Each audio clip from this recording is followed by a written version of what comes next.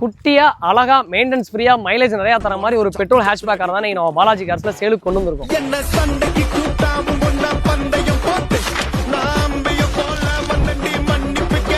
Hello all, நீங்க நம்ம பாலாஜி கார்ஸ்ல புது அப்டேட்ல என்ன வண்டி கொண்டு வந்திருக்கோம்னு பாத்தீங்கன்னா மாருதி ஆல்டோ 800 தான் கொண்டு வந்திருக்கோம். இது ஒரு 2013 மாடலுங்க, 2 ஓனர்ஷிப்ல இருக்கு.